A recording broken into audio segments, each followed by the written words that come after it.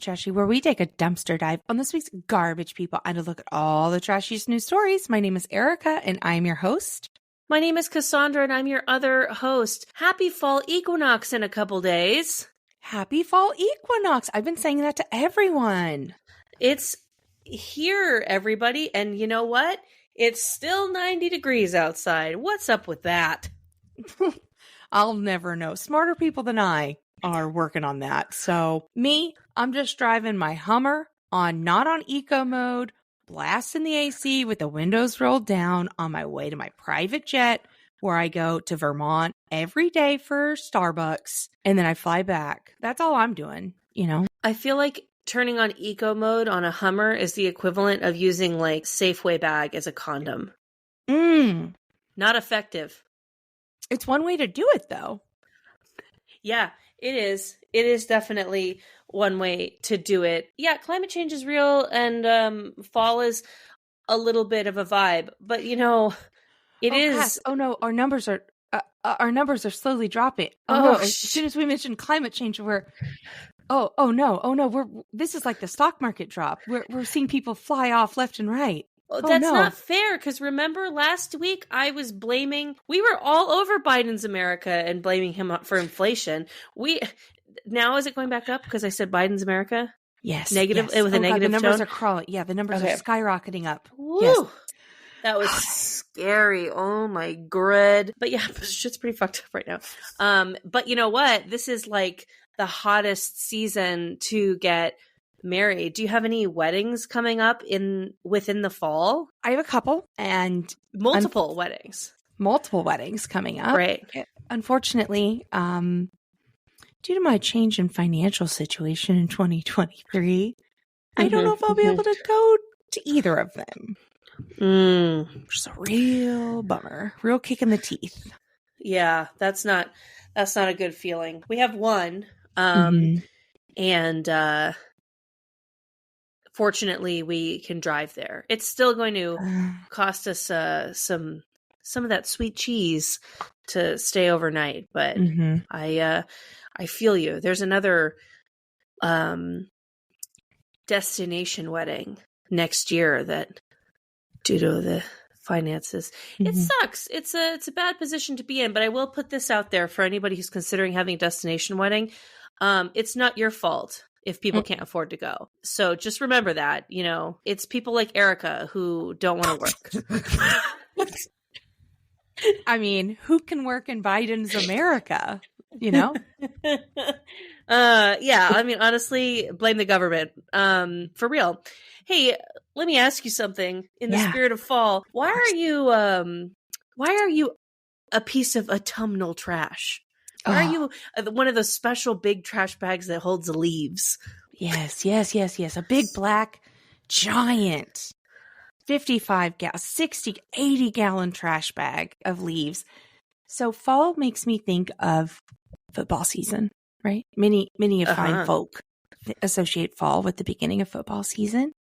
And at my university days, when I was in college, different fraternities, alumni, a lot of them would host tailgates outside of football games. And these were elaborate, huge setups often. Just the grill, all the drinks you can ever think of, big lawn chairs, of course, the cornhole, the ball bag game, all of this. And, the different fraternity gentlemen. But all sorts of people had tailgates. This was a huge parking lot full of tailgates before the game. Well, one time I got a special invite to a particular fraternity's tailgate. Oh, lucky. Shout out to the AGRs. But here's the thing. I don't remember what time the football game. It probably started at, let's say, like a 4:30 p.m. kickoff, right? I think I had started that day. And this was in my youth, in my younger days, when this could fly. I think I started drinking around 9:30, 10 a.m. And by the time I made it to said tailgate it wasn't a brownout, wasn't a blackout. It was an orange and blackout because that's the colors of fall and the colors of my university. I was tan Erica. Whoa. just as orange as, just as tan and orange as could be. I'm sure bronzer everywhere. Wearing an orange shirt really added to the look, I'm sure. And I was blackout drunk. So Okay. don't remember everything that happened that day. I do remember there are photos sometimes. Some of this is photographed of me sitting at the base of a tree, like a stump of a tree, and just looking despondent. Like who will come get me? How will I live further? Just stealing a child's sippy cup, like as a joke, but definitely did this. And I was later told I'm no longer invited or allowed back. You got so drunk that you got banned from a frat party? From an alumni tailgate, a frat alumni tailgate. Tailgate. I am no longer because you're allowed. Like, you graduated, girl. You should know better. No. The gentlemen throwing it are the alumni. Okay, honestly, and they invited college girls. I missed that part. That's creepy. Well, it's all the current members, the college age kids, but it's thrown by the rich alumni. So that's why there's so much booze and so much food because somebody else is bankrolling it, I see. And I'm no longer allowed at the AGR tailgate. Now, have I been to Stillwater, Oklahoma since 2010? No. Do I still think there's probably a photo of me hanging up somewhere saying this girl's not allowed to have a hot dog? Absolutely. Anyway, I got so drunk I got banned from the AGR tailgate, which was humiliating. I'm a better person today. I hide my alcohol better. But yeah, that's the secret.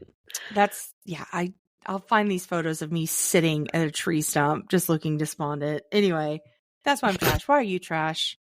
What's funny is that you brought up football season, and I tried to source some stories for today's fall episode that had at least a little bit to do with football, because you're right, a lot of people associate it. Mm-hmm. And as I was doing that, like looking for football stories, I was like, these stories are so boring. Like, I was like, certainly there's got to be something that's trashy that's happened at like a fantasy football thing. And then I like went on the Reddit and I went on everything trying to find like a trashy story that happened at fantasy football, and everything is like, oh, I drafted a kicker in the first round. And I'm like, literally, this is not our content. So yeah. Anyways, I just thought I would share that. Here's why I'm trash. My autumnal season's trash. The knee-high boot is coming back. Yes. Which is great. And certainly ready to give that another try, because I did wear knee-high boots in the early 2010s, because literally that's how fast fashion is like recycling, is that we're in the early 2010s right now. Some might say they never went out of style. Knee-high boots, I think, is a classic look for sure. Yeah. As long as you're not like pairing over skinny, but what else do you put them on? It doesn't matter because this isn't fashion. We can't get into fashion.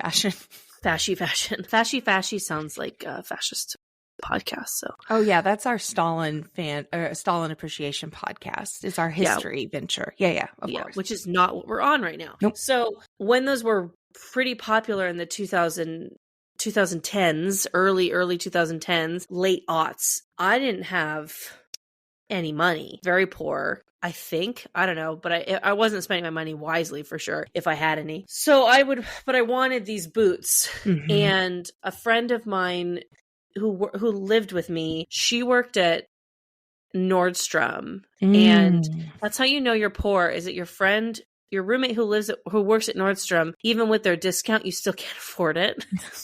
Like, that's how you know you're pretty poor. But what I could afford was to buy the knee-high boots from like Charlotte Russe or Wet Seal. If you don't know what these are, think about Forever 21 and how cheap that fast fashion is, and then somehow make it cheaper and less quality. Somehow less quality. Yes. I don't even know if Charlotte Russe and Wet Seal are open anymore, but they were definitely a moment. And so because these knee-high boot options that they had were like $15. And so I would buy those. And when I tell you, like, I wonder why it wasn't the decade of serving that has given me plantar fasciitis.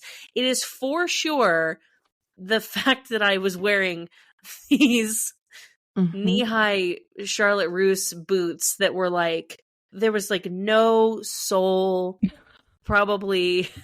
Like there was enough in there of like maybe like, like the thick packing cardboard, like they put Uh-huh. that maybe on the heel to give you just like some loose tar instead of rubber, and then maybe like some paper that was like laminated into something that felt like leather. Like these were the cheapest boots you could ever own on the planet. But I loved them and I wore them almost every day. I had a black pair and a brown pair, Mm-hmm. and I would hot glue the heel on to give more, because it would come off, of course. You had to you became a cobbler. You learned a valuable skill. Yeah, I would say so, because you can buy a hot glue gun from the Dollar Tree. So yeah, I'd like, I'm like, oh, this is like definitely like a black boots night. Warm up the glue gun, glue them back together from the other last time I wore them, and wear it out for the night. And then usually, like, as soon as my boots started talking, it means that I need to start walking home, because that was enough of the night. They started to wear the way that like the crotch of cheap pants will wear. Pilling. Like, yeah, they started to pill, which like leather, I don't even think pleather pills, but yeah, definitely like this fake leather felt that was constructed by who knows in the Philippines. It couldn't have been good. Yeah. But yes, in order to keep up with fall fashion in the early aughts, I was like, I gotta get those $15 Charlotte Russes, and nobody will be the wiser. But they're coming back in fashion. It's crazy. In my head, our winter and spring were so weird this year, and probably for the future because of climate change, that in my head just now I was like, maybe I ought to get some of those boots for this winter. And then in my head I was like, wait, no, we just had winter. But that's not true. No. We just had summer. And like PSA, your boots, your shoes should be the most expensive part of your outfit, because these should be quality. Now we know we have a little bit more money, but we know. Yeah, now we know. They should be quality, comfortable. Rather than getting 3 pairs of like trendy knee-high boots, get a solid one that you'll be able to wear for 5 years. And then go to a cobbler, get that heel reattached, and then go on with it. Like, I know our brains, right? I know there's sunk cost fallacy. There's like immediacy. There's all of these things that our brain goes, this is this. We should stop so much fast fashion. And this isn't scolding Cassandra from the past. This is just Erica from the press. Erica didn't know. Young Erica didn't. Yeah. Yeah. But that should be a foundational piece. And those should be comfortable, because it affects the way you walk, your back, the way you can sleep, like everything comes down to the feet. Your neck, your back, your pussy, and your crack all get affected by the shoe. Now, here's what's crazy. So early aughts, or early 2010s Cassandra, this is 20, 21, 22, 23, right? Mm-hmm. That's who's wearing these $15 boots. Mm-hmm. Now, these days, 20, 21, 22, 23-year-old Gen Z, they have access to things like Affirm, where microcredit, they can make $15 payments towards more expensive boots. Here's the thing. I hear what you just said, and I think you're right for sure that we have to invest money in our shoes, but I think that we should put an asterisk on that. We, as women in our 30s, and I won't tell you where we're at in our 30s, but we as women in our 30s need to invest in more expensive shoes. I don't know that that's great advice for the youths who don't go have into access debt. to credit. Save up. Rather than make 4 $20 payments over the course of 2 months, save that $80. And your brain, I watched a thing about this recently. The immediacy of something like Affirm where it's like, oh, I can just extend, I'll put this on credit. The immediacy of that is like let's say that's like one hit of dopamine and satisfaction to our brains. However, the saving for that and the anticipation that you have of can't wait to buy those. Finally, I can buy those. There's so much more dopamine and reward centers that are triggered by that delayed gratification. It's hard because you do have to wait, but it is so much better for our brains to do this. And some people, that's an easy thing for them. Some people have ADHD, and if I don't have this thing right now, I'm going to die. But I'm working on it, okay? I'm working on it. But yeah. It's been a hard road for me because I knew I had a problem with this kind of stuff when things would show up to my house and I forgot I ordered them, or they would sit unopened because I didn't need it as urgently as I thought. But it's not spendy either. So how about we get into our first story? Absolutely. From today.com. Starbucks pumpkin spice latte is back, along with 2 new seasonal drinks. Did you think we could do a fall-themed episode without talking about the PSL in its 20th year? It's 20-year anniversary of the pumpkin spice latte, everybody. Does that mean anything to you, Erica? No, I don't care for anything pumpkin spice related. I don't care for pumpkin flavoring. I don't care for coffee. So this does nothing to me. But I know the significance it has to so many women like me, white women in their mid-30s. I know how much this affects so many people. So I'm not going to yuck somebody's yum just because it's not for me.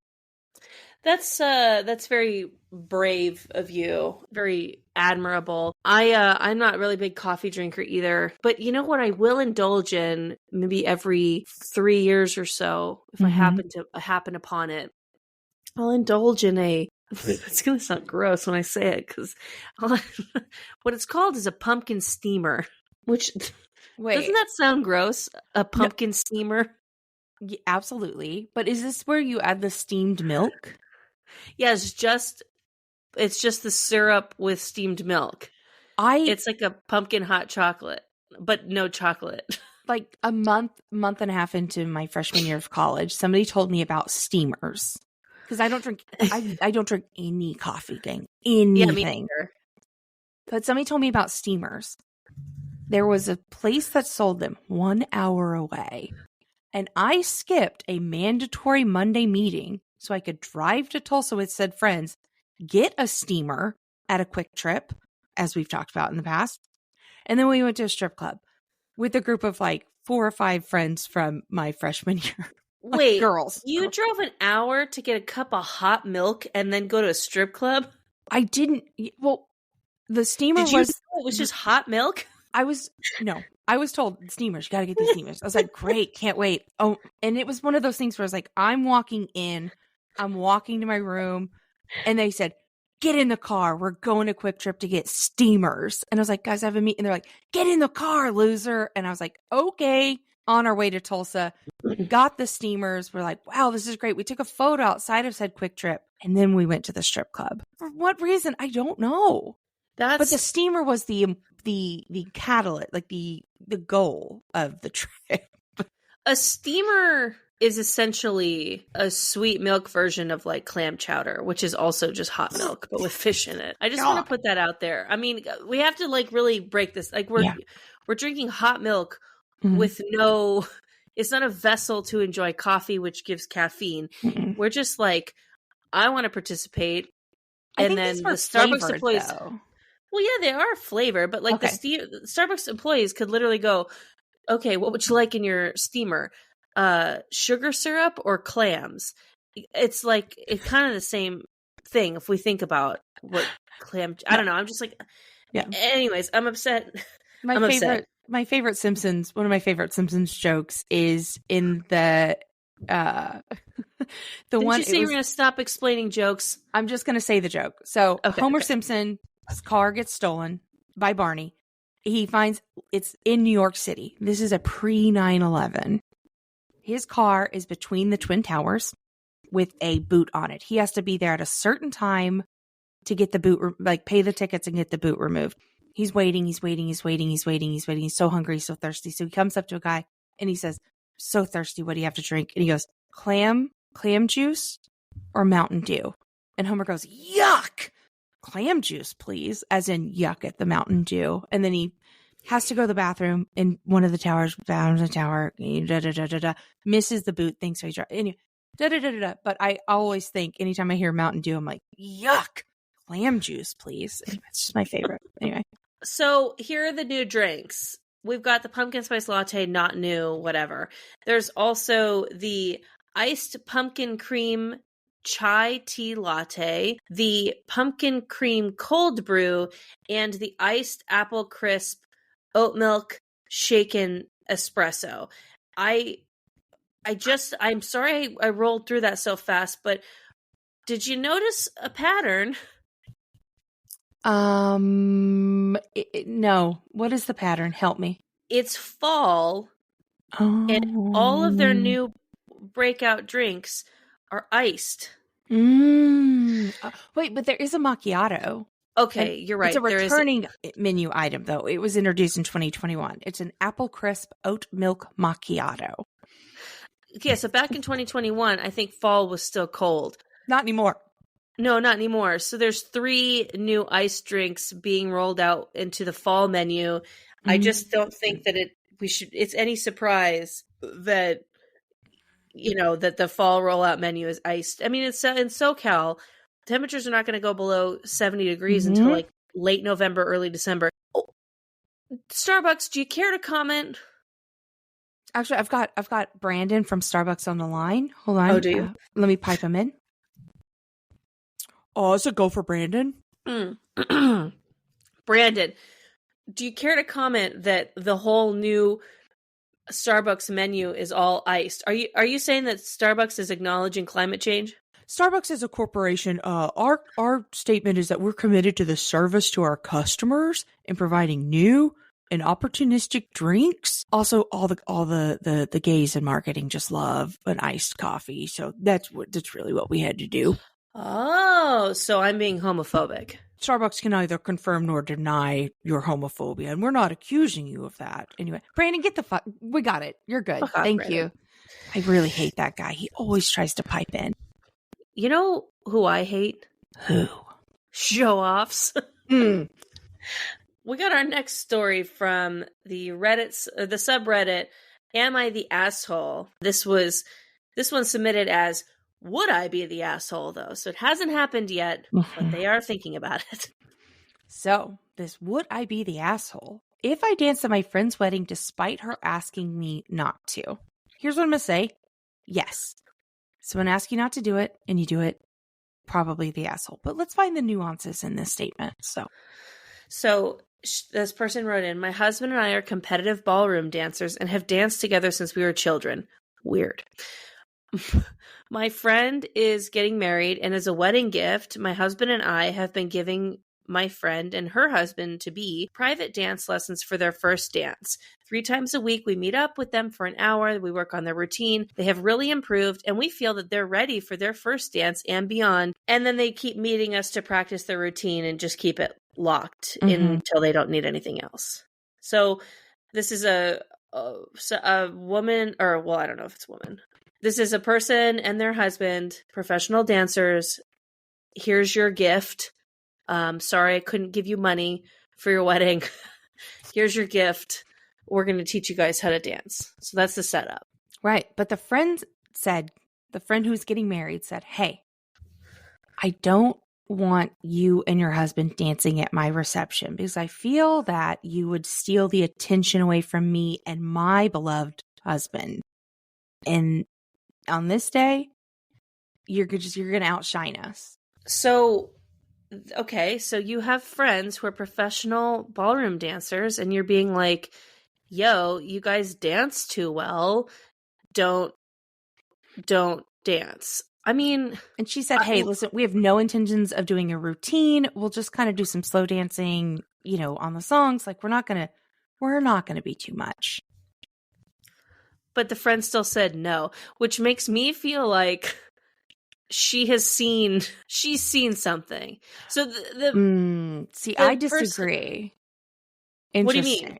I think this bride to be is extremely insecure. And if it's my party, good dancers, get your ass out on the floor.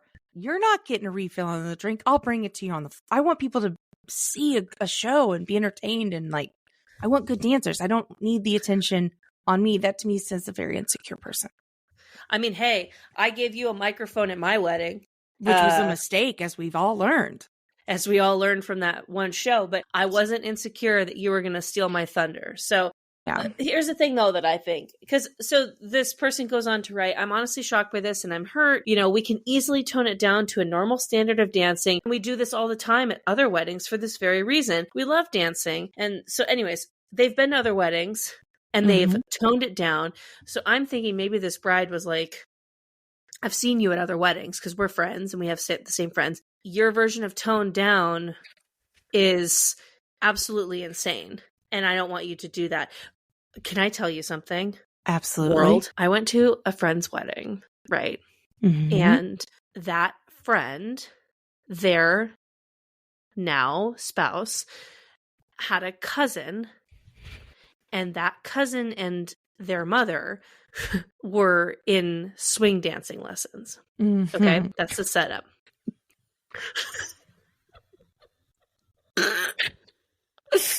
Okay, now, and by the way, I've talked to my friend about this, so I think it's cool to talk about this, but I'm still being super vague. So it was a destination wedding. So there was like a welcome drinks event, and then there was the wedding the next day. Which, by the way, that welcome drinks event was so lit. I woke up the next day for the wedding and I was like, oh my God, I have to go to another wedding tonight because I drank like I was at a wedding the first night.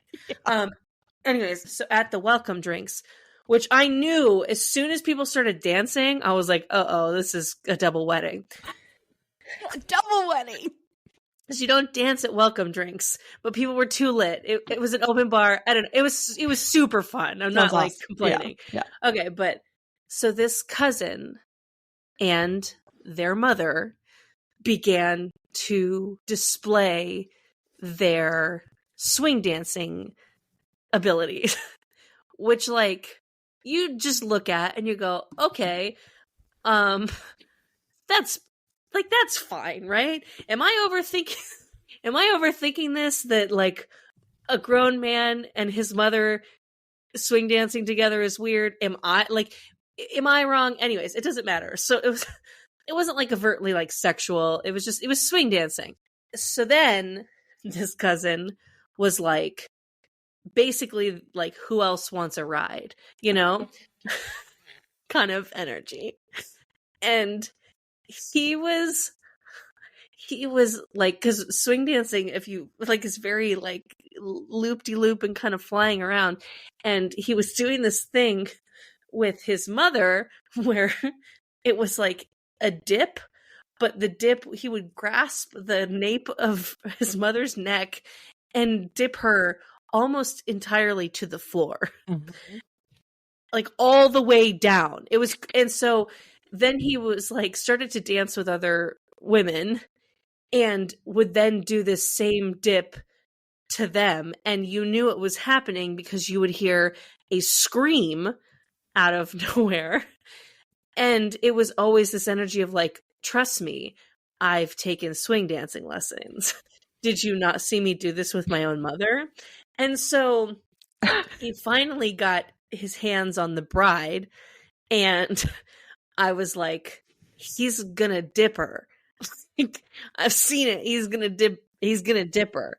And so people then became like almost like the energy of like a trust fall of like, we know he's gonna dip her. We can't stop it. We can't. The train's left the station. She was too polite to like decline dancing with him. And so when she went down, there was like 4 or 5 people kind of like light as a feather, stiff as a board, like fingers under her to make sure that she didn't drop all the way, which she didn't. Yeah. I mean, for all intents and purposes, this guy was very good at swing dancing, but it was definitely like, I didn't see any swinging. I saw maybe 1 or 2 instances of swing dancing the next day with his mom. Maybe if someone had spoken to him, but I was like, is the welcome drinks? Anyways, I've barely been sleeping since my wife got flipped upside down by a swing dancer at a wedding. He must have flipped her 8 times. That's what this reminds me. Oh my God, it was just crazy. Anyways, so you're saying this person would be the asshole if them and their husband decided to, as ballroom dancers, decided to dance at a wedding they were told not to. No, I'm saying, yes, you would be the asshole because the bride asked you to, but I think the bride is in the wrong to make that request. Yeah.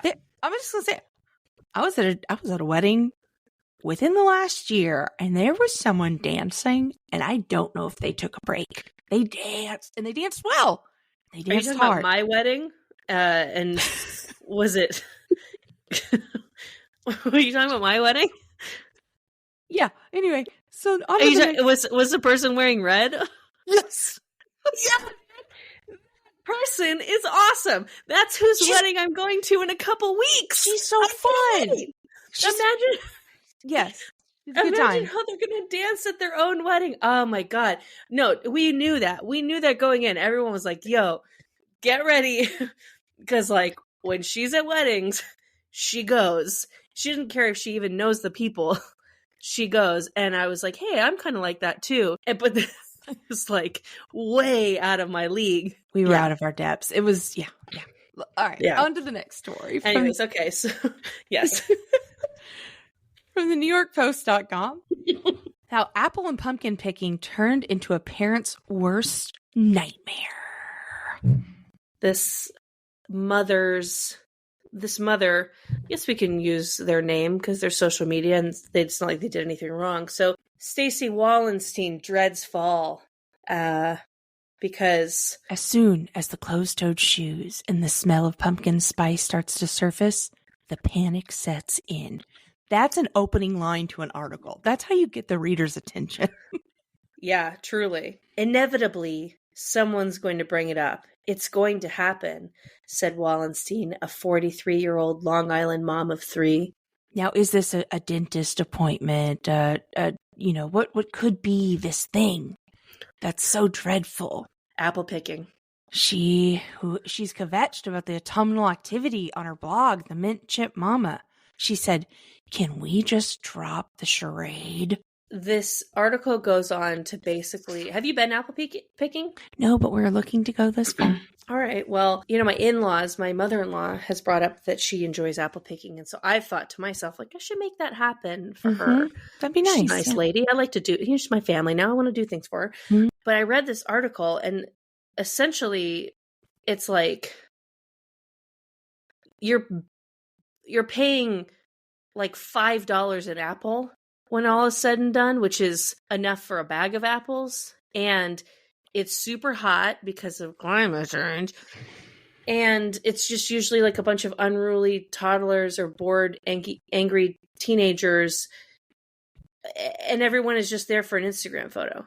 Can you imagine being a farm worker, being a farmer, being a worker, and this is your job? Every day you get up, crack of dawn to pick apples. And then some assholes from the city and oversized scarves come and are like, take a photo of me whimsically plucking this apple into my ornate wooden woven basket. And you're like, you guys want to shovel the donkey shit too whimsically? Because that's the next chore I have to do at my job. Like just living your farm girl fantasy without the 4 a.m. wake up and the dirt under your fingernails. Yeah. So basically these seasonal outings suck. There's a popular comedian, Simon Holland, not that popular, I've never heard of them. I didn't have to do that. I didn't have to slam them like this. Anyways, he said on Twitter, why would I spend $5 on a bag of apples at the store when I can wear warm fall clothes in 88-degree weather and pay $36 for our family to pick them ourselves? You know what? Good idea. Yeah. There's also pumpkin patches have a similar like vibe that just kind of sucks because some people are saying like, and this is like some East Coast shit because they have like public transportation. I can't relate in LA, but they're talking about bringing the pumpkins home on the train, which I'm like, the what? But I guess that's a problem for some people. I mean, it's like, yeah, I get it. It looks nice in photos, but I'm like, I mean, we're looking into it. We're gonna do it. Yeah, I mean, tell me how it goes. I still, again, I might do this for my mother-in-law still, and suffer. But the farmers have, or a farmer has defended a lot of this like pricing, saying that the DIY pickers usually get small quantities compared to wholesale, and so they have to be priced accordingly, and people are paying for an experience. So basically, nanny boo boo, if you don't like it, grow your own apple tree. Grow your own orchard. This thought of picking apples makes me tired. Let's take a break. Okay. I'm Jeff. I'm Rich. And I'm Max. Are you a fan of sitting? What about looking? Maybe even, dare I say, observing? Then do we have a podcast for you? Welcome to TV Pilot's License, where we talk about the most famous and infamous pilot TV episodes of all time. Each episode, we go in depth on what made our favorite TV show so special or despised in our hearts. We're covering everything from Girls to Golden Girls. From the newsroom to news radio. From Housewives to Desperate Housewives. So come fly with TV Pilot's License every Thursday, wherever you get your podcasts. Welcome back, Erica. Did you have a nice break? I had such a lovely break. Absolutely. That's so good to hear. And I wanted to take this opportunity, as we are doing a fall episode, I'd love to ask a pretty important question. Okay, I'm ready.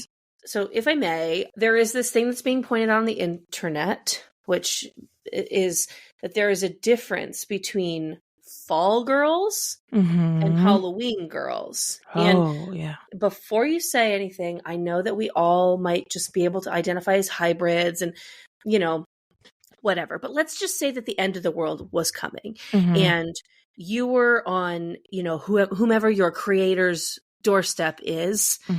And, this creator, she asked you, not a content creator, but the female god, asked you, what type of trashy girly are you? Like from September to November, like, are you a fall girly or are you a Halloween girly?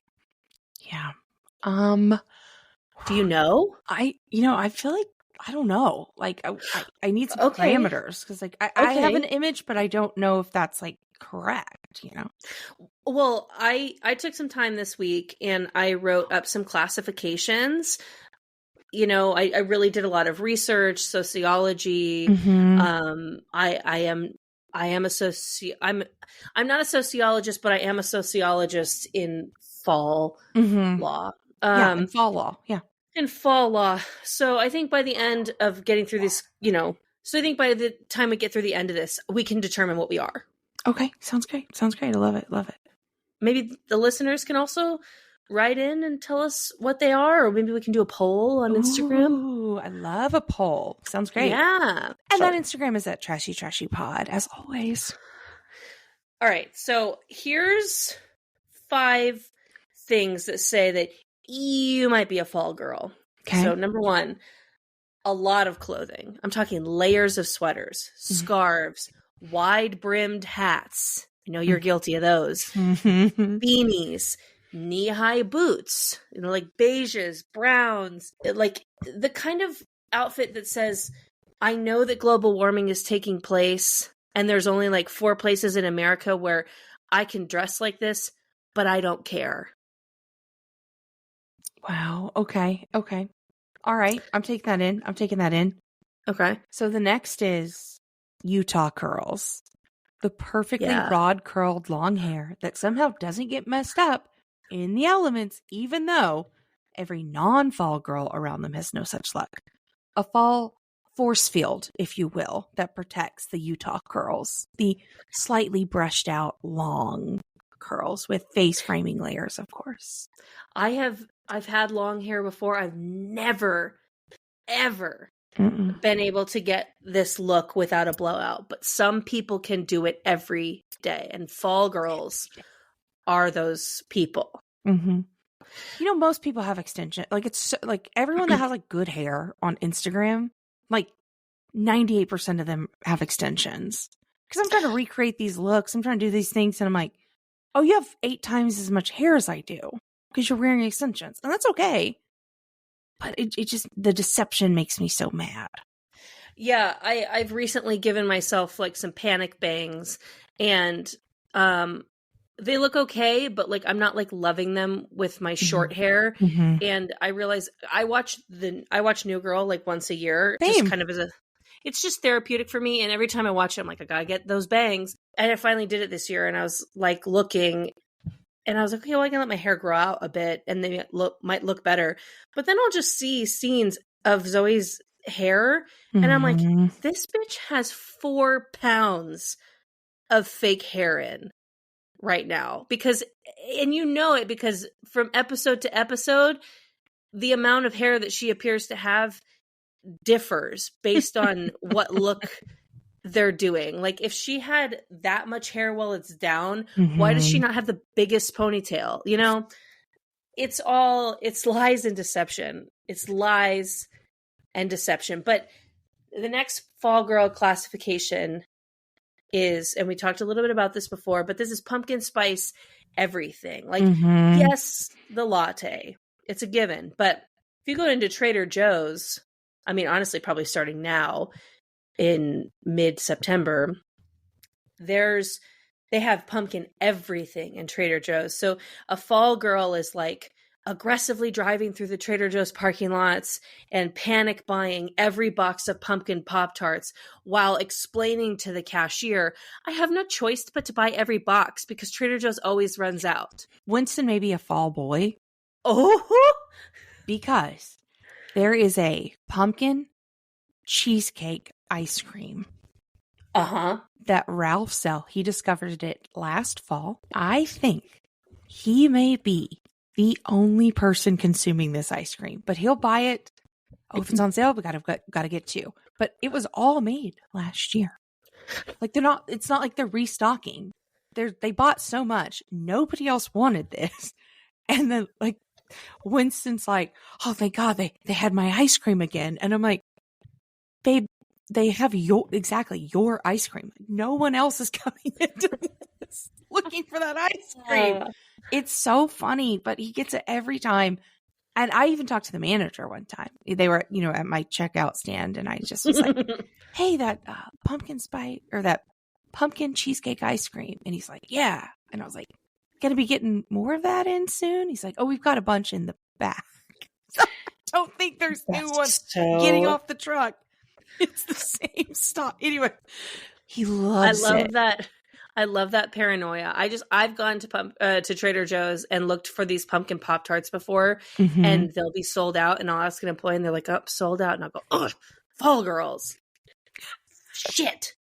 They beat me here. Yeah. Oh, you know what a fall girl absolutely loves? She is a freak for leaves. Yes, number 4. Yes. So she is watch a tree die in front of their eyes. To watch a tree die in front of their eyes is better than any sexual experience a fall girl has ever had. Probably because of their lame ass husbands. Girl, sorry. I didn't write it, but I was thinking it, so I'm glad that you're reading in between the lines, and I like that about you. Subtext. The subtext is, a tree turns yellow, orange, red, starts to drip, and it's like if they don't snap a picture of every one of them, they might die. They might die. Yeah, they might die. I think the last qualification for a fall girl is it's very possible that they are maybe a hey girly boss babe who is her own boss in an MLM because she is a babe who bosses. It's not a guarantee, but I do think that if we look at MLM girls and fall girls, that's almost a perfect circle of Venn diagrams. And I'm thinking about it really hard. I think like Christmas girls, which I am definitely a Christmas kind of girl. Why can't we say Merry Christmas in this country? I'm just kidding. In America. Please, please, please celebrate any holiday that you want. I just like Christmas. But Christmas girlies, spring kind of super bloom girls, Valentine's Day girls are never in the same amount of MLMs, I think, as a fall girl. There is a creator on TikTok. I don't remember her name. I'll link it in the show notes, though, when this comes out, that she made a spreadsheet, an Excel spreadsheet.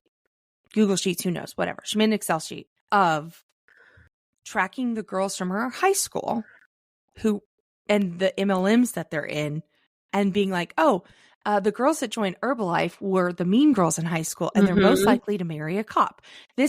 So people were getting upset with her. So then people started adding her. She has alt. So she now has data on like 5,200 MLM people, and is recording data about which MLMs and all these things. And it's fascinating. She has blown up. That's a fall girl. Now, what's a Halloween girl, Cass? What's a Halloween girl? Okay, so if you're not feeling fall girl, which maybe you are, but like let's give the Halloween girlies a chance. So number one, these are in no particular order, but number one is they over decorate their house, and I say over decorate because let's be honest, do people put Halloween decorations up outside?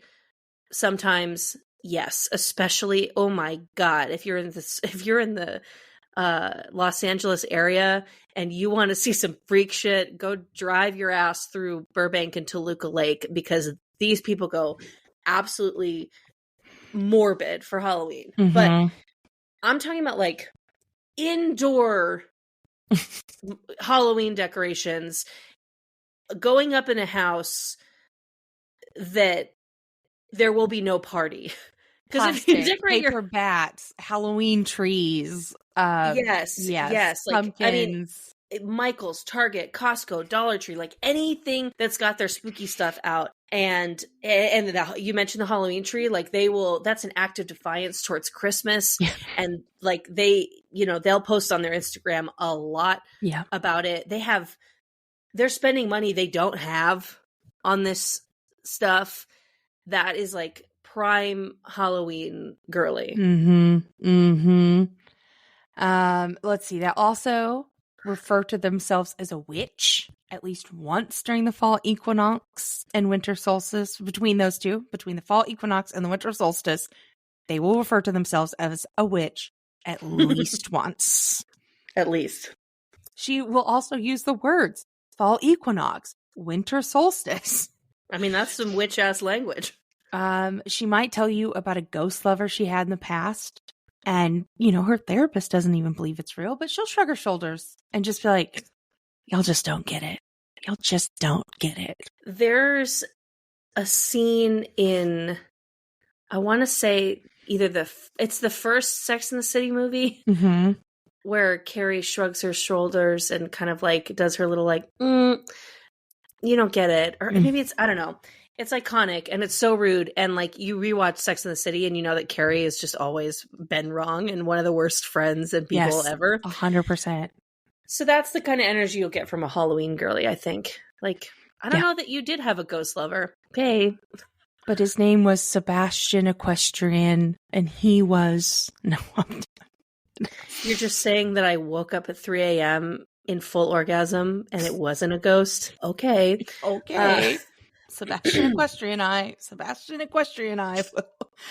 we'll laugh about this tonight when he wakes me up. But speaking of ghosts and stuff, number 3, a Halloween girly will expose herself to unnecessarily scary things.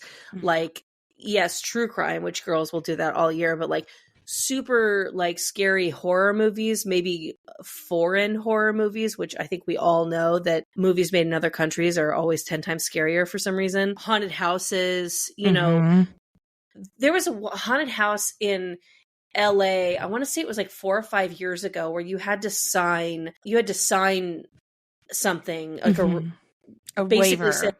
A waiver saying that you wouldn't sue because this whole haunted houses like thing was they were going to like waterboard you and really like try to scare you and think that you're dying. And it was sold out. Like, oh yeah. A friend of ours has tickets to like $160 haunted house. And I was on the list of like, do you want to go? And I was like, well, in Biden's America, who can afford that? But would I go for the scare? Yeah. Yeah, I could. Absolutely. A very good friend of mine acts every year in one of those $160 haunted houses, and like you get dinner and wine, and you're sitting. It's like you and like 15. I did one of their run throughs, so I got to do it for free. And I just want to say this: I was not adequately warned that this was going to be scary. I thought that I was going to an immersive play. I did not realize I was going to hell for 2 hours. So they didn't feed us dinner, and they gave us water because this was the free run through group, but we still had to sit there and watch them do their back and forth, at the table with us and interact with us. And then you get selected, like depending on where you're seated, there's like a track that you end up on. And the track I ended up on, my friend was like, must have arranged for me to end up on her track, so I could experience what she was going to do. And it ended up with me being left in a bathtub. This is in a house in like Hancock Park. Left in a bathtub, for sure, like with her while she's doing her monologue at me, which I'm like, it's really hard. She's like one of my best friends. And I'm like, I'm already past my tolerance of like, I wanted to be like, hey, can you cut this for 1 second? Why did you bring me here? But I let her do her little monologue. It was really good. She's very talented. And then she takes me out into the hallway, and I'm walking past all these rooms. And I know because of the story that's been set up that one of these rooms, if I look into it, there's going to be someone hanging in there. And I was like, oh my God, I don't want to do this.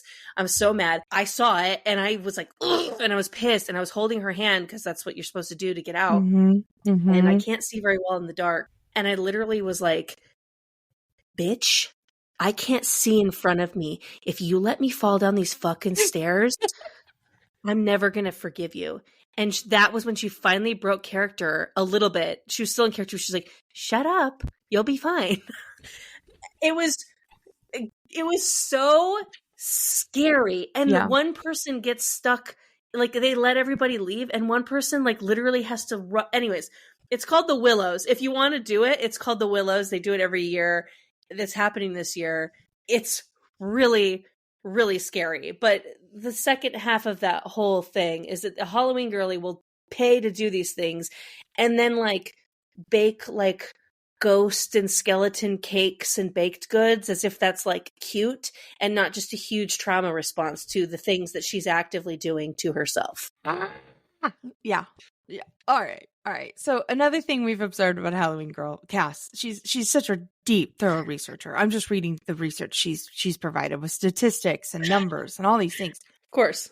A Halloween Girl will never leave the house in less than winged eyeliner and lipstick, but she can take those things up to full sugar skull full of makeup within 2 hours if needed. Of course. She's ready. She's capable to do multiple looks and costumes throughout the month. And if you don't like wearing costumes for Halloween, she'll publicly shame you and tell everyone how you're not a fun person, you're uptight, and you're probably homophobic. Did I ever tell you about the time I did an audition in like half sugar skull makeup? Ooh, this sounds so familiar. Tell it again. Oh, guys, okay. I had an audition to be someone that it was like a revenge thriller type thing where this woman someone has been harmed. I don't remember the exact context, but she is now, as a trauma response, taken to it's Halloween, blah, blah, blah. She is taken to full sugar skull face and is seeking revenge on the people that like did her wrong or her family wrong. This is the role? This is the role. Okay. I'm auditioning for her. And so I wear black jeans, black tight tank top, leather jacket on top of it, black boots. And they said, we really want to get the character.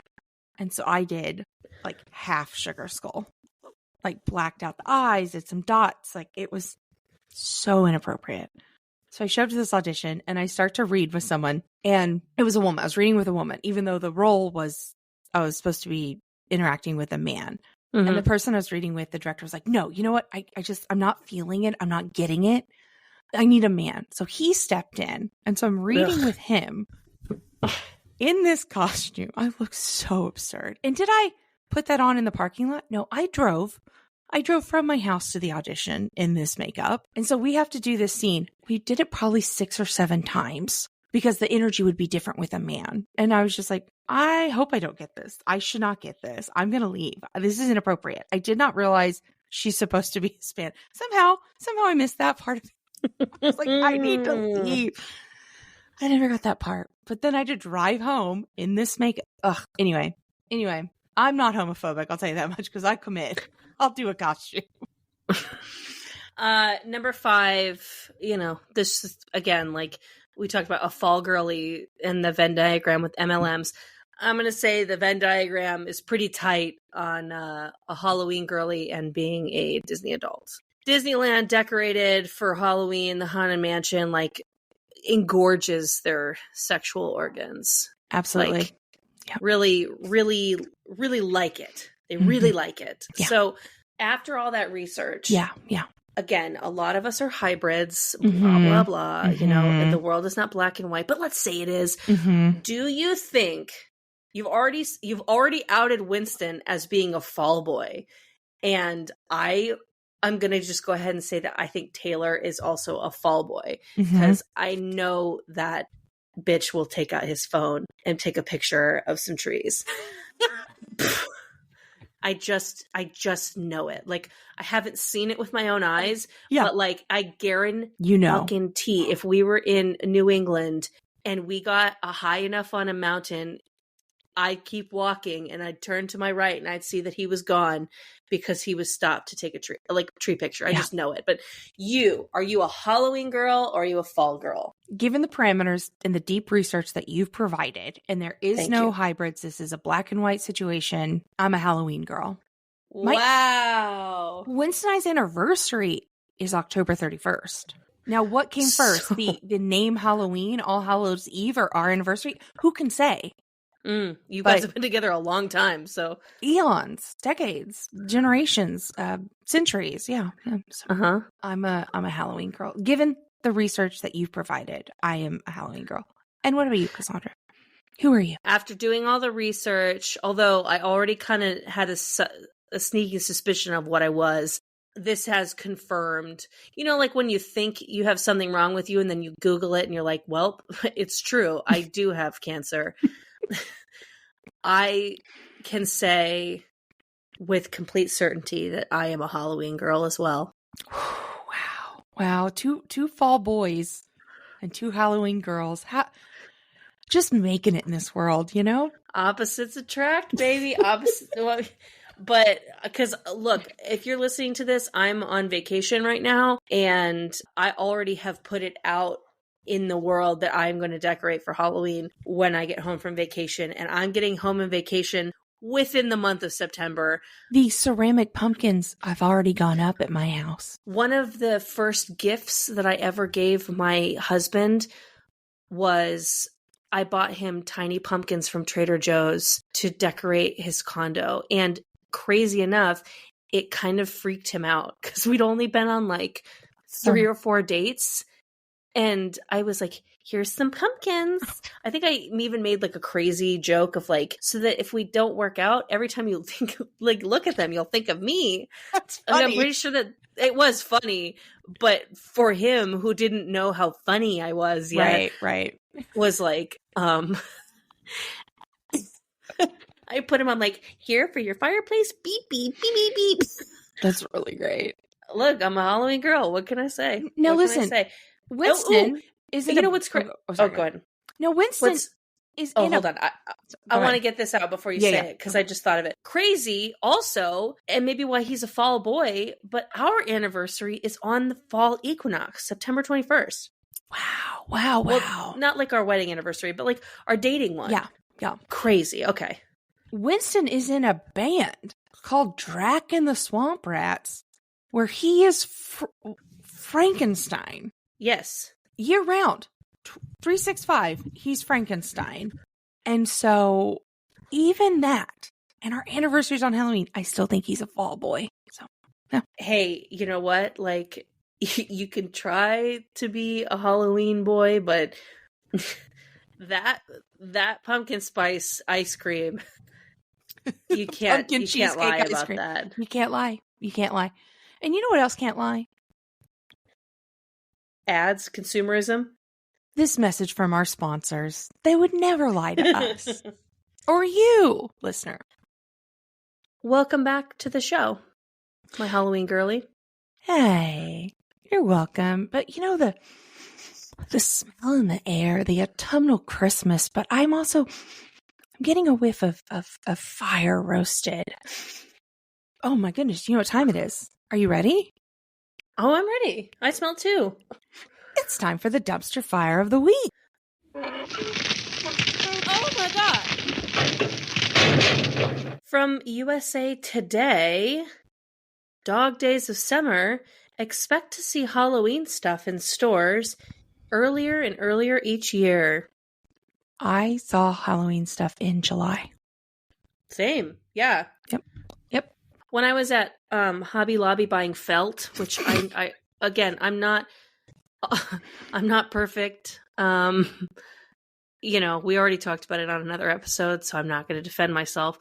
But they had their Christmas stuff out, which was abhorrent. But then they had fall things out. I can't remember if I said this on the podcast or not, but like they are not even acknowledging that Halloween is a holiday.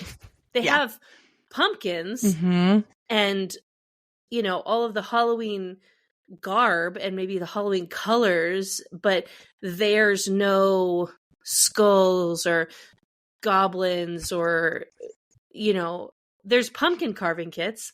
Of course. But like nothing says Halloween. But I'm like, damn, like I am really the bad guy for shopping here because like they're not even acknowledging that Halloween exists. That's how Christian they are. Yeah. Would you, if someone, do you, oh God, this is horrible. I was going to make a joke and I was going to say, if someone put a gun in your face, would you deny Halloween? Do you remember? In certain Christian circles. That fake Columbine thing. Yeah, let's not make that joke, but I know what you're talking about. But in real craft stores like Joann's and Michael's, the Halloween stuff is out. Target, it's out, and then it's like Halloween, and then like 2 aisles of clearance summer stuff. Even though I can't emphasize this enough, it is 90 degrees. Oh, so it's, you know, it's crazy. So Halloween is coming earlier and earlier. That's right. Many stores are saving off, stocking up to at least like August, early September. But a lot of them have been popping up as soon as the first or second week of July. It says Michael's anytime after July 7th, it had Halloween stuff. Home Goods, they have an entire tab dedicated to Halloween on their website, and then they'll have it all in stores soon, or probably, I mean, by the time this podcast is out, it's for sure there. But I want everyone to know that if you've walked into a place and went, really, with this Halloween stuff, you're not crazy. There is studies about this, and same with Halloween and Christmas. And if you think it's coming earlier and earlier, it is. And like, the crazy thing is that it's not going to stop doing this unless there's a shortage of demand, and there's still not. Yep. So Joel Davis is the executive director of the David F. Miller Retail Center of University of Florida's Warrington College of Business. And that's a big, long title. That's a big old long title for Joel Davis. But he says, shopping for holidays like Christmas used to be a pretty last-minute ordeal.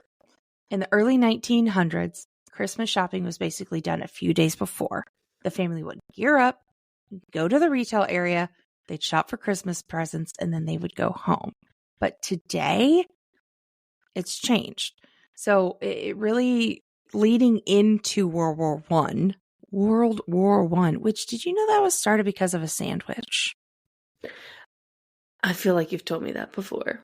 Maybe I have. Maybe I haven't. So basically, there was the assassination of Archduke Ferdinand is what kicked off World War I, which led to World War II, blah, blah, blah, the state we're in today. There were multiple assassins on this Archduke's route, right? There were people, okay, you're here, I'm there, I'm there. At the first attempt, something happened and a bomb, the fuse was too long, so it didn't go off, but it did rattle some stuff and some of his guards got hurt. So they had to avert and make a different route. Well, they got so lost that eventually all the assassins were like, oh, I guess he's not going to come by. So one of the gentlemen's was stopped by a deli, went in and got a sandwich. And because he was hungry and was at a sandwich, the Archduke's car was like driving by. And he was like, oh shit, that's the guy I'm supposed to kill. Great, I got a sandwich and this guy's here. So essentially, had everything gone to plan, he wouldn't have been in the spot and it might not have happened. I mean, it was a powder keg, like probably going to happen eventually. But basically, because he stopped to get a sandwich, he was right in front of it and he was able to do the assassination. Call the butterfly effect, if you will. Wow. You know, if you don't get the sandwich, then maybe World War I doesn't happen, which maybe would have been okay. But the reason World War I is coming up right now is because that is when it started to have a push to have people do shopping earlier in order to relieve the burden on the supply chain, which makes sense in World War I wartime. Mm-hmm. And it just sort of like stayed that way, even though we're not in. I mean, we are kind of just in war all the time now, but it is what it is. But I don't necessarily know that like post-COVID 2023 that we can really say that the Christmas shopping needs to be done earlier because of a supply chain issue that isn't being created by the companies themselves to falsify demand. Again, God, I hate big corporations and government. So retailers make up to 30% of their annual sales during the holiday season now, but they are trying to expand that time frame of buying in order to bolster the product and things like that. So in the United States, Thanksgiving is a barrier to the start of that season, typically the Christmas season. But, you know, Thanksgiving really has few decor, but that's where Halloween comes in. So Japan in the last like 10 to 15 years has really gotten into Halloween. Mm-hmm. I was in Tokyo, which is cool, in 2016. And as I like to put it, and this is culturally incorrect, I'm sure, but I said, Japan just got Halloween, but they every retail building in Tokyo, it seemed like had orange, black, purple. McDonald's over there had Halloween fries. And we were there at the beginning of October. Wow. Maybe cool. late September. But it was these fries, and they were just regular fries, but they had this orange dipping sauce and then honey and a black dipping sauce. And honey on fries, game changer. But everything was Halloween, because they don't have things like Thanksgiving. But it was huge. And now it's like getting bigger and bigger every year in Japan. But interesting. It's just like how England starts Christmas like November, because again, they don't have Halloween. Yeah, it's funny that like they don't have they don't have Thanksgiving. So it's like it starts. Yeah, it's funny that Thanksgiving is viewed as a barrier, especially considering like the context of Thanksgiving. Like it might be okay to like stop celebrating that one, but whatever. If it keeps me from my Christmas, I will stop Thanksgiving. I will stop at nothing that will stop me from my Christmas. That's me being a patriot for Christmas. And it's like, you can pry Thanksgiving out of my cold dead hand. I'm sorry. Yeah, no, anyway, that's just the characters I thought of. So retailers are looking for opportunities, and they're trying to drive and create a holiday and demand so that they can make that Christmas money 3 months earlier. And you got to make that Christmas nut. You know what I mean? We got to get that Christmas nut. Yeah, they got to get their Christmas nut. So the holiday season used to just be November and December, and now it is expanded to definitely include October as well. Mm-hmm. So they're basically, there's economists and people with really long titles are saying if they didn't make money doing it, they wouldn't do it. Mm-hmm. So like if you have a problem with it, look at the mass culture. Like there's demand, and now they're using like fucking AI things to like plan their assortments and things like that. So we'll see if that makes any sort of difference. Yeah. But here's what it's a respond to. Oh, go ahead. No, you say your part. Sorry. No. Here's what I need, and I need more of them. So speaking of like retail stores, 12-foot skeletons for your yard. I need more of them. I've only seen a couple out in the wild. That's not enough. I need the big skeletons. Yeah. You're not spending enough time in Burbank. That's true. They have them here. The big skeleton, it's a Home Depot. A Home Depot, yeah. Product, but they're starting to get very large things at Costco now too. Oh, thank God.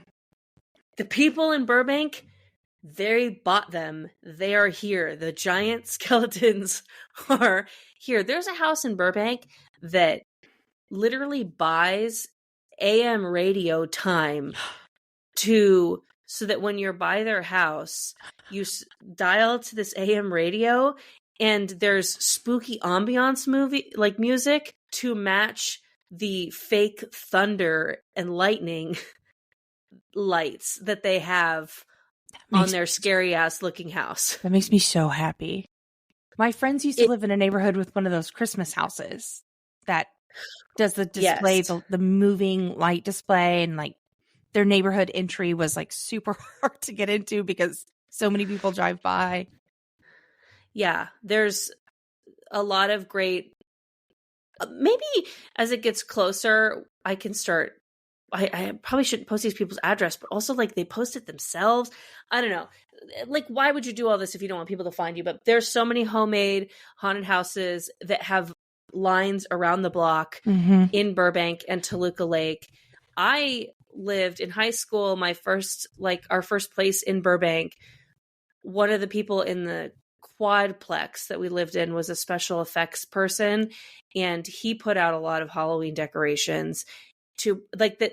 One of them like legitimately scared me because it was a body hanging from the tree, and people love it. Yeah. Patton Oswalt has a whole bit on Burbank, like, yeah.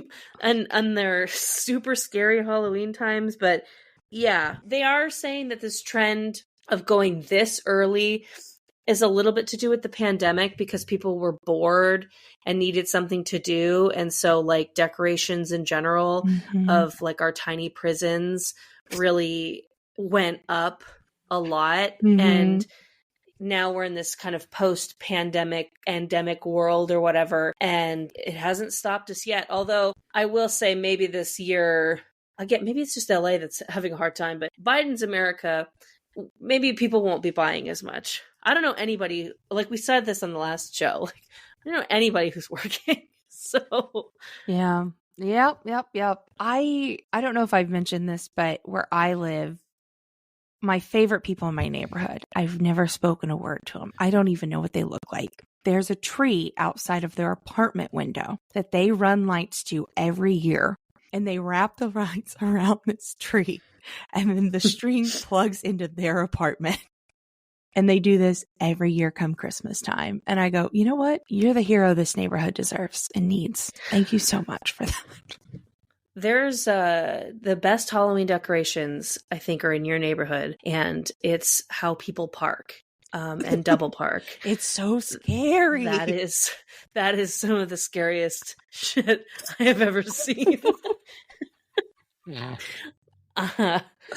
Truly terrifying. It is. It's so scary. It's so scary. But Cass, what are you hoarding? Well, speaking of really liking Halloween decorations, but not having two nickels to rub together, I'm a big fan, and I'm hoarding it, of do-it-yourself Halloween decor. Now, again, this episode's coming out in mid-September, but I'm decorating soon, so I don't feel like it's if these stores can profit on Halloween coming early, why can't the Trashy podcast?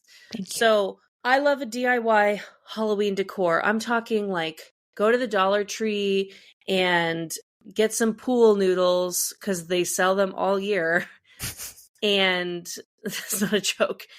some spray paint, spray them black, like cut them in pieces, spray it black, hot glue them together, get some cheap tea lights and some hot glue to make it look like like running and stuff. And now you have a spooky candle set for like less than I don't know, however much that costs, $15. Wow. Or what I've done in the past is I've traced an outline of a bat, like a cartoon bat, onto a piece of paper, and then I cut it out, and then I go to the Dollar Tree and I buy construction paper for $1, and then I use all the black construction paper, maybe the orange, and I just cut this bat out a bunch of times, and then I put little bats all over my apartment. Wow. The Halloween decor doesn't have to be some cash cow thing for these giant retail stores. You can enjoy Halloween and not give your money to these big stores if you don't want to. You can also do it. It's your business, not mine. But sure, just saying. I love it. Purim, what do you Halloween, love anything that is let's dress up, you know? That's just me. Big time. What are you hoarding? Big scarves. Huge ones. The ones that are But you're not a fall girly? 10 inches across and wow. and 7 foot long, 6 foot, 4 foot long. The Lenny Kravitz. Like a big wide scarf. Oh, I got one for last year, but it was never cold enough in LA to wear. Of course not. But I love it. I love it so much. It's big scarf. Like I want comically large scarf. Like I want to look like an Olsen twin in 2008. Wow. Big scarf. You know what I'm saying? Ah, that's me. Do you know how to knit? No. Would someone sit with me and teach me? I could teach you how to knit. I would love that. Or I could sit with you while we watch a YouTube. I mean, I know how to knit, but like we could watch a YouTube video that teaches a person how to knit, and then I could just be there to run defense if you screw it up. Yeah. My mom crochets.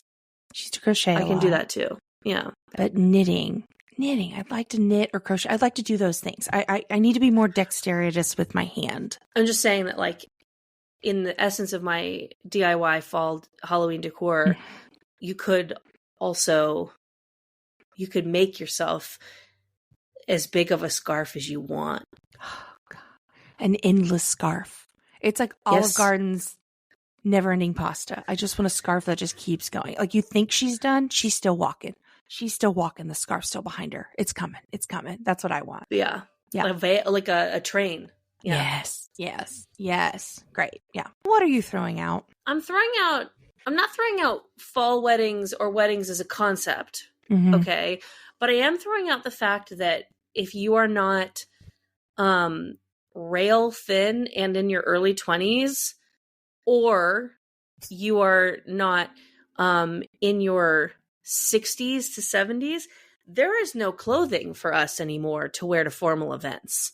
Like, if you have boobs at all, tough noogies, because I've been trying to find things to wear to these weddings that I have to go to, or these events, whatever. But like, you know, this specific, I got a wedding coming up and I rent from Nuuly and I want the best Nuuly I can get. And I just can't find anything that you can wear a bra with. And we've talked about it before. Me and Erica, we have heavy hangers. We need to wear bras. And Swang and Tatties have to wear a bra. You can't just let those loose at someone else's wedding. And I can't find anything to save my life. And I've looked at other sites, not just like, I'm like, okay, I can't find it on Nuuly. Can I find it somewhere else?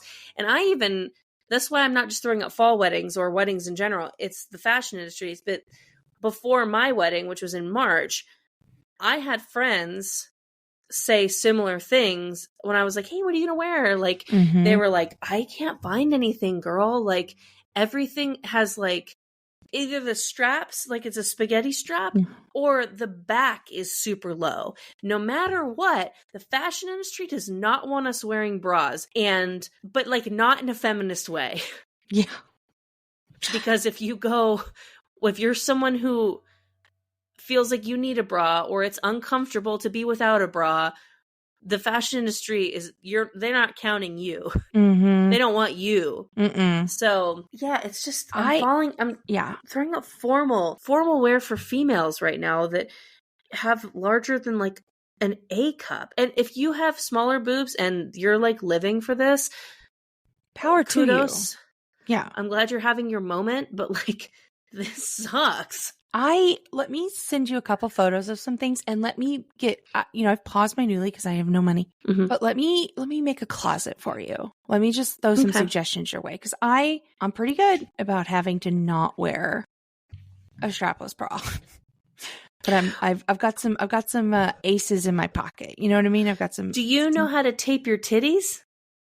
No, as we learned at your wedding, no. Bro, I can't do it either. I've tried to hoist them up with tape. It's a 2-person job, if not 3. It's 100%. And like, I could ask for assistance from a friend or from my husband, but like, I don't know anybody who knows. I know people who know how to tape up their boobs, but not with the kind of equipment that I have. Mm-hmm. You know, you can't just ask someone to go from their college football game, a college football star, to then suddenly play in the Super Bowl the next day. Yeah. They're not ready. No. So it's just tough. And let's just bring backs back to dresses, you know? Yes, thank you. Bring backs back to dresses. What are you throwing out? All right. I know this retailer's problematic, but we do our best, right? Mm-hmm. But when you order something from Amazon and it says either same day or next day, and it says guaranteed to deliver by X, same day happens, nothing. Next day happens, nothing. Next day happens, nothing. Then they say, hey, your package may have been lost. Instead of just being like, we're so sorry it didn't get you on time. They go, you should cancel and then you can reorder. Well, guess what? The price has changed since that happened. Like, Amazon not doing what they say they're going to do, God damn it. And there's a class action lawsuit pending. I've been following it. But then them being like, hey, your package is lost. Instead of just being like, we'll instantly refund you and cancel this order, you then have to do the canceling yourself. Maddening. I hate that. I hate it. I had a similar experience where I needed something to be here by a specific day because it was associated with like a full other like gift or whatever. Mm-hmm. And it was like, oops, your package might have been lost. And then they said, hey, if you don't get it by at least this day, you know, we'll give you a refund. Yeah. And then I didn't get it until the day after that refund date. And so I went to go and collect said refund. And there was nowhere in sight for me to do that because by then they're like, well, you got it. So, but it's like, I know I got it, but I got it like 5 days late. Yeah. And you said it was going to be here back then. I would have bought something else. Anyway, it's bad. It is a problematic company. I just, honestly, I wouldn't even like have beef with it if they would have said, this will take 5 days to get to you. Great. Now I know. Sounds good. Cool. So the Maui fires happened in the last month, and we wish everyone a swift recovery and all this. But Jeff Bezos donated money to the recovery efforts, right? But it was him and his girlfriend. So the headlines were Jeff Bezos and, I'm sorry, I don't even know her name, girlfriend donate XYZ big amount of money to Maui. And I just kept thinking like, yeah, put my name on the card too. That we can see it's from both of us. What money does she have? Like he donated, 50 million, and she's like, and here's 100 for me, but let's just donate it together. We'll just do one stamp on the envelope rather than two separate envelopes. Anyway, sorry. So did you see that? We're talking about something, I guess, that happened like 3 weeks ago now. So I guess we shouldn't even be talking about it. But here I go. Did you see that TikTok of Oprah and The Rock asking people to donate money for the Maui fires? And I watched this whole analytical TikTok about it of saying like the normal comment ratio to, like, for every 100,000 views that a video has, a high performing video has, they have maybe a 0.5% comment rate and a 5% like rate. So if you have 100,000 views, 5% of 100,000 might like it and 0.5 might comment. On this video, with the amount of views that they got, using that kind of formula, they had a 7% comment rate, which is 0.5 to 7% is a huge jump. And they had only a 2% like rate. And the reason, like, this 7%, this huge jump in comments, I think like something like 99% of the comments were people being like, read the room, fuck you. Like, you both have enough money. Oprah alone has enough money to fix Maui and not feel it. Like, is this a joke? Are you seriously asking us for money? And it was this whole think piece about how, like, these people have gotten so rich that we don't connect with them anymore. Like in 2014, this would have been like, this is great that Oprah and The Rock are doing this. But people now are like, I'm one paycheck away from being on the fucking streets. Yeah. Like, and you're asking me for money? Like, we want to help. I'm dying to help. I can't. But you know who can? You. Yeah. Who's spending this time, both of you making this fucking video, asking everyone else for money when you could literally snap your fingers and fix all of it. Yep. John Waters, I don't know how recent this was, but John Waters posted, or he was hosting something, and he said, we have to make it cool to be poor again, you know? When I was young, we wanted to kill the rich. Yeah. I don't think we're far away from that. My God, this has been a long podcast. We have to go. Where can I'll already say this. You can't find me anywhere except this podcast. But where can the people find you? At Iconic Erica Curry on Threads, Blue Sky, TikTok, Instagram, IRS, PBA. Oh my God. All of these things. You can find me at Iconic Erica Curry. But you can find this podcast. Oh, yeah. This podcast at Trashy Trashy Pod on Instagram, Twitter, TikTok, Threads, Blue Sky. Our website is trashytrashypodcast.com.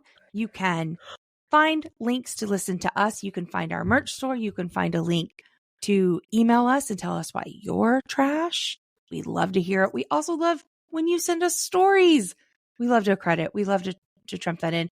Use code TRASHY for all of the products you've heard on these lovely advertisements today, or send us an email at trashytrashypodcast@gmail.com.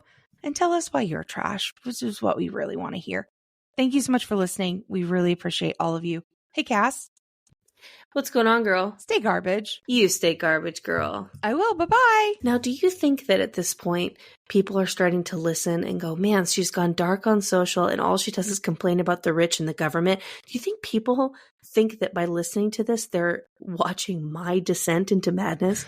Do you think that's happening? I feel like they know you've been mad. Can't go mad if you've been mad. You know what I mean? Okay. All right. We'll cut the recording now.